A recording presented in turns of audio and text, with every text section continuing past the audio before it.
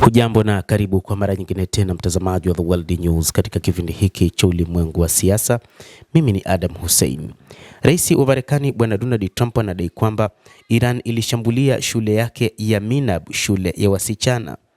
Trump alidai kwamba shule iliyoshambuliwa ya Minab huko nchini Iran ilishambuliwa na Wairan wenyewe.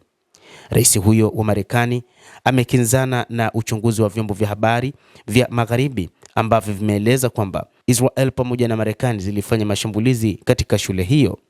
Hata hivyo, vyombo vya habari vinaonyesha uwezekano wa kuwajibika kwa Marekani kutokana na mashambulizi ya shule hiyo yaliyoua zaidi ya wasichana 175. Rais wa Marekani Bwana Trump amekanusha kuhusika kwa mashambulizi katika shule ya Minab.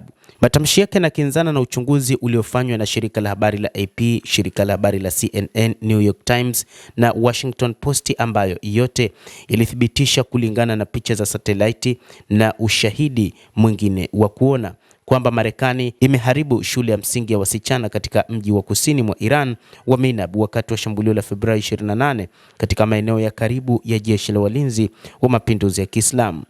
Alipoulizwa Jumamosi ikiwa Marekani ilihusika na mashambulizi katika shule hiyo, Trump alisema, "Kwa maoni yangu, kulingana na kile nilichoona, kilifanywa na Iran na sio Israel wala Marekani." Mwandishi wa habari kisha akamuuliza waziri wa vita wa Marekani Pete Hegseth, "Je, hiyo ni kweli? Ni Iran iliyofanya hivyo?" Hegseth alisema, "Tunaichunguza," na kuongeza kuwa upande pekee unaolenga raia ni Iran na wao wala hawalengi raia. Trump aliingilia kati akisema, "Tunafikiri ilifanywa na Iran. Kama unavyojua, na silaha zao hazina usahihi wowote," alisema Donald Trump.